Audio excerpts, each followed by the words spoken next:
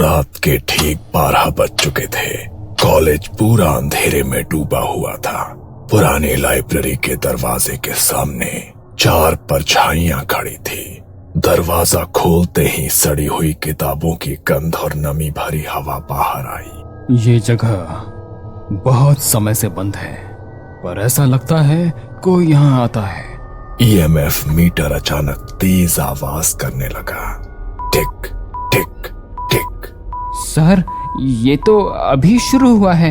हाँ, और ये सिर्फ शुरुआत है। कॉलेज के सीनियर्स नए स्टूडेंट्स को समझा रहे थे। एक नियम याद रखना, 3rd फ्लोर वाली लाइब्रेरी के पास मत जाना।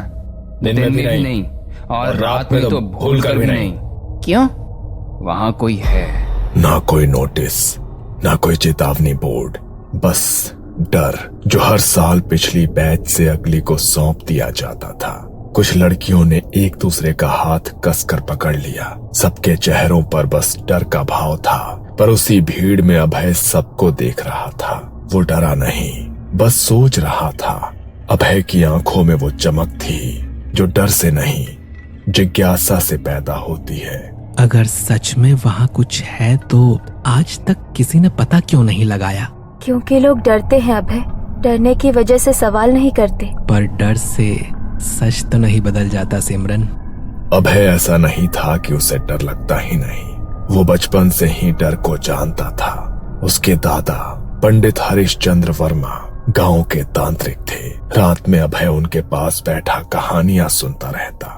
हर परछाई भूत नहीं होती और हर डर झूठ नहीं। अभय ने गांव की औरतों को झाड़ फूंक के बाद सांस लेते देखा था।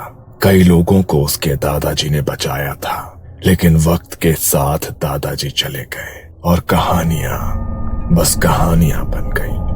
पर अभय के लिए वो सब अब भी सवाल थी। कुछ दिन बाद कॉलेज कैंटीन में 4 दोस्त बैठे थे। यार, उस लाइब्रेरी की बात मत छेड़, वरना रात को नींद नहीं आएगी। सीनियर्स बेवकूफ नहीं होते अभय, कुछ तो हुआ होगा। हाँ, कुछ हुआ होगा, इसीलिए तो जानना जरूरी है। और अगर सच में कुछ हुआ तो हम जानेंगे और उस पर यकीन कर लेंगे, पर कम से कम हमें सच्चाई तो पता चलेगी। लेकिन वो तीनों अब भी डरे हुए थे।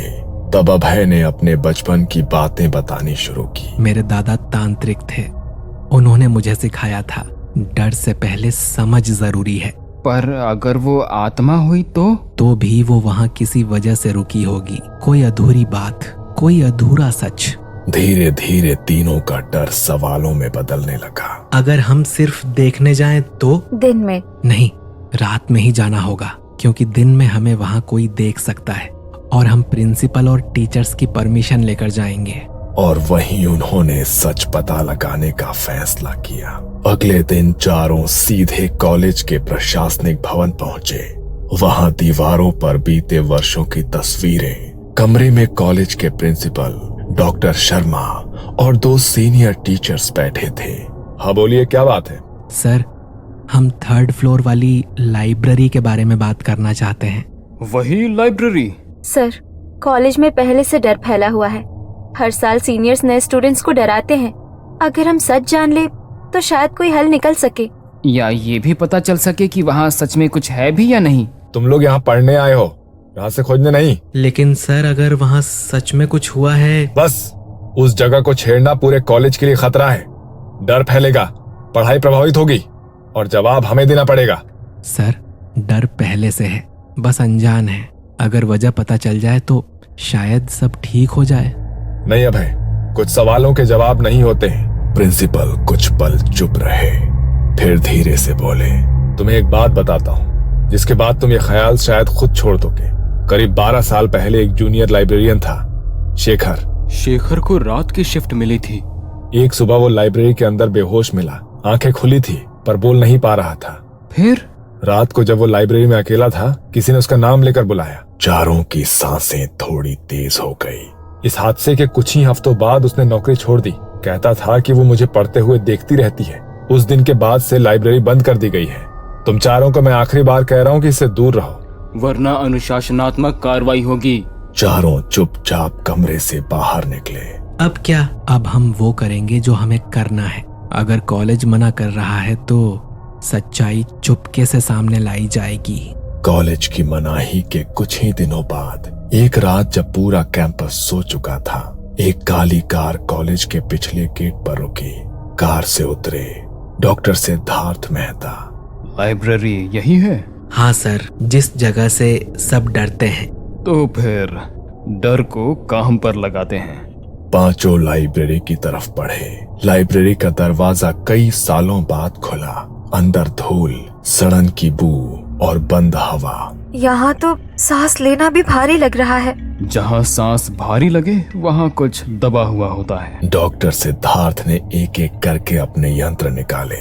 EMF meter, thermal sensor, digital recorder, night camera, मोमबत्तियां और नमक।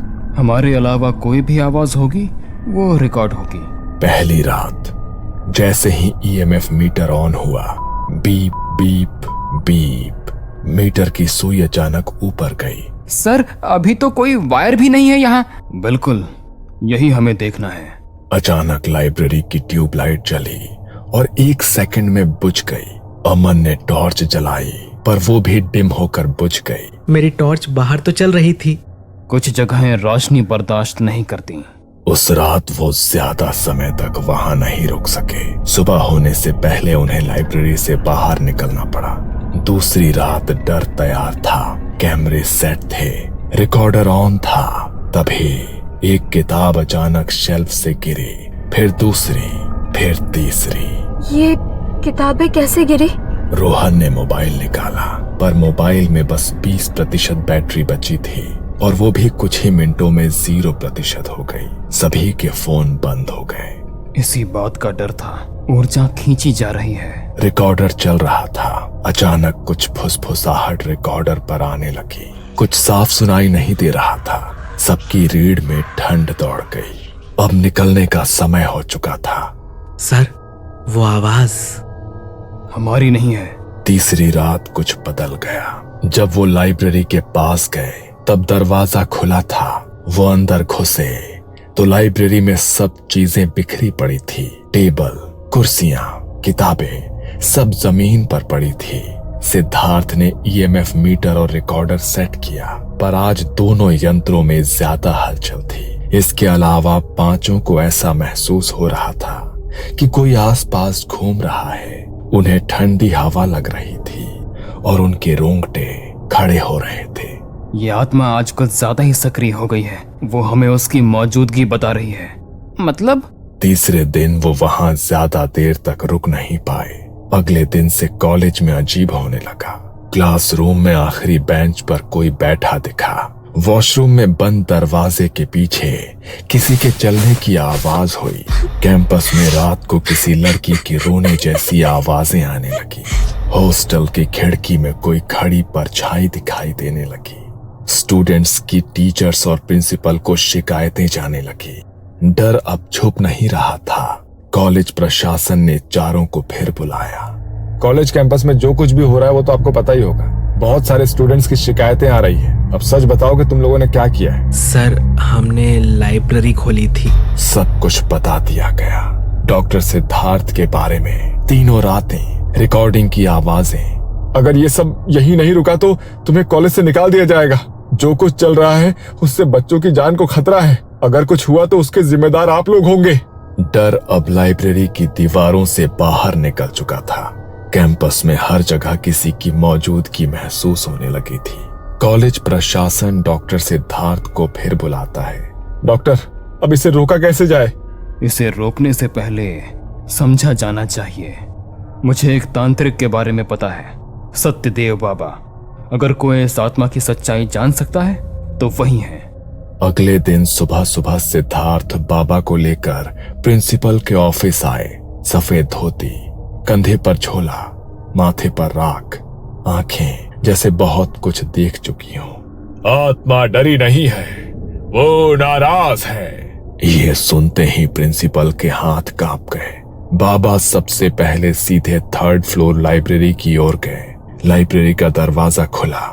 दरवाजे पर पहुंचते ही वो रुक गए। यहीं से शुरू हुआ था। उन्होंने जमीन पर नमक की रेखा खींची, मोमबत्तियां जलाई और आंखें बंद कर ली। पूरा कमरा अचानक ठंडा हो गया। डॉक्टर सिद्धार्थ का ईएमएफ मीटर फिर तेजी से बजने लगा। रिकॉर्डर में फिर से आवाजें आने लगी। बाबा, वो यही है। हाँ, और सुन भी रही है। बाबा ने संस्कृत में मंत्र पढ़ना शुरू किया। हवा भारी हो गई। अचानक रिकॉर्डर में एक साफ आवाज आई, मुझे यहाँ बांध दिया गया। सबकी सांसें रुक गई। पूछिए बाबा, क्या हुआ था? मैं यहाँ लाइब्रेरियन थी। 20 साल पहले एक प्रोफेसर, गलती मेरी नहीं थी। आवाज टूट रही थी। मैंने शिकायत की पर मुझे ही दोषी बना दिया गया। एक रात यही मुझे कमरा एकदम सन्न। इसे आत्महत्या बताया गया था, पर यह हत्या थी। बाबा ने बताया। ना सही अंतिम संस्कार, ना कभी सच सामने आया, ना किसी ने इसके लिए न्याय मांगा। इसलिए आत्मा यहीं अटक गई है। और जब अभय और उसके दोस्त लाइब्रेरी में घुसे तो वो जाग गई। आज रात यही विधि होगी। रात 2:30 बजे लाइब्रेरी के बीचों बीच हवन कुंड बनाया गया। उस आत्मा का नाम उच्चारित किया गया। उसके लिए नए कपड़े, दिया और जल लाया गया। डॉक्टर सिद्धार्थ ने रिकॉर्डर ऑन रखा। बाबा ने उस आत्मा के अंतिम संस्कार की विधि पूरी की और उसे मुक्ति दिलाई। इसके बाद लाइब्रेरी में शांति हो गई। ईएमएफ मीटर भी शांत हो चुका था और रिकॉर्डर में भी अब कोई हलचल नहीं थी।